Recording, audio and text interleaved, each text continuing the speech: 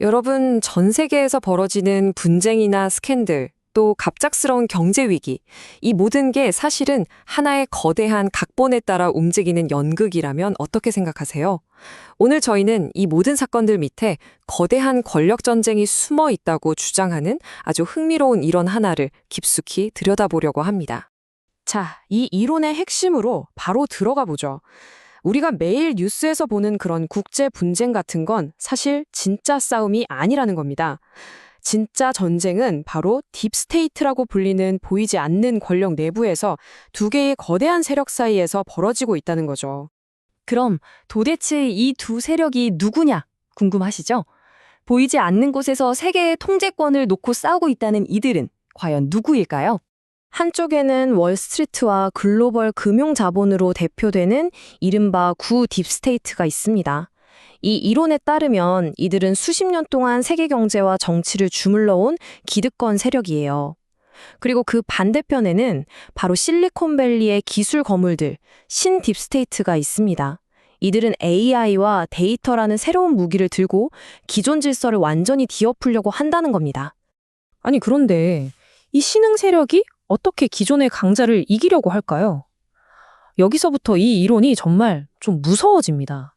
우리가 겪는 전쟁이나 팬데믹 같은 세계적인 위기들이 결코 우연이 아니라는 거예요.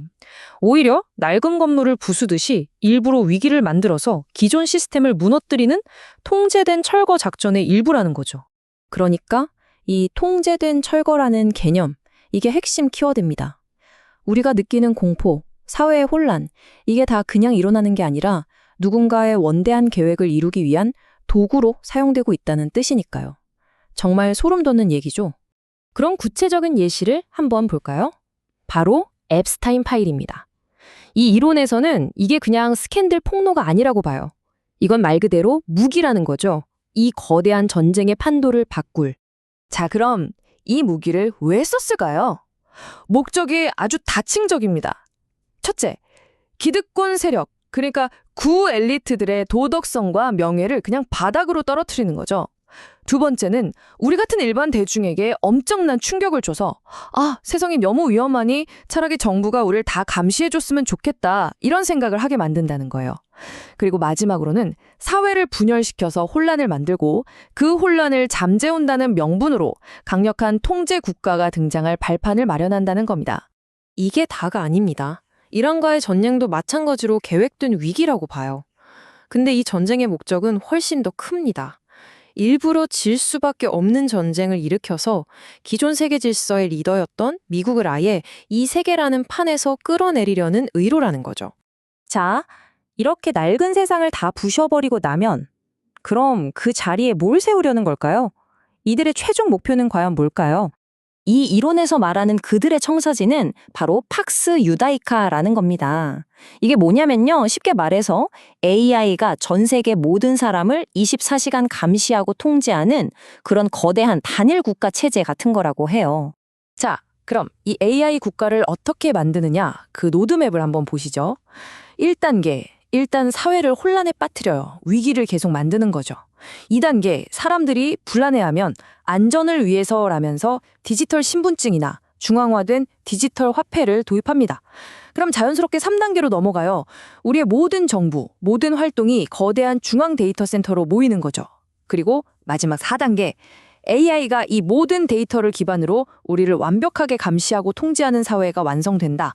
이런 시나리오입니다. 이 이론에서는 이런 사회를 테크노 마르크스주의라고 부릅니다. 좀 어려운 말이죠. 예전 공산주의는 국가가 모든 걸 통제했다면 이건 소수의 기술 엘리트들과 그들이 만든 AI가 모든 걸 계획하고 결정하는 뭐랄까? 기술 독재 사회 같은 개념이라고 볼 수 있겠습니다. 아니 근데 도대체 왜 이런 세상을 만들려는 걸까요? 단순히 돈이나 권력 때문일까요? 이 이론은 그 동기가 훨씬 더 깊은 곳에 있다고 말합니다. 여기서부터는 정말 상상도 못한 이야기가 나와요. 바로 종교, 특히 종말론과 관련이 있다는 겁니다. 이 부분이 정말 기묘한데요. 서로 다른 종교의 종말론이 한 지점에서 만난다는 거예요.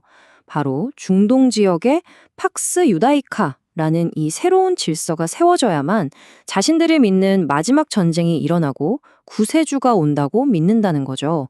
그러니까 이 거대한 계획이 사실은 종말을 앞당기기 위한 일종의 예언 성취 프로젝트라는 주장입니다. 심지어 여기서 한 발 더 나아가는데요. 일부 엘리트들의 이해할 수 없는 행동들, 예를 들면 앱스타인 사건 같은 것들이 프랑크주의라는 사상과 연결된다는 분석도 있습니다. 이건 정말 충격적인데 일부러 죄를 짓고 도덕을 파괴해야만 진정한 구원을 얻을 수 있다고 믿는 사상이라고 해요. 선을 넘어야 신에게 더 가까워진다고 믿는 거죠. 결국 이 분석은 금용, 최첨단 기술, 그리고 아주 오래된 종교적 예언까지 하나로 엮어서 거대한 청사진을 우리 앞에 펼쳐 보이는 셈입니다. 우리가 지금 보고 있는 이 세상의 혼란이 정말 다 우연의 연속일까요? 아니면 보이지 않는 물의 뒤에서 누군가 다음 막을 준비하고 있는 걸까요? 이 이론은 우리에게 바로 이 질문을 던지고 있습니다. 우리가 아는 권력? 그 진짜 모습은 대체 무엇일까요?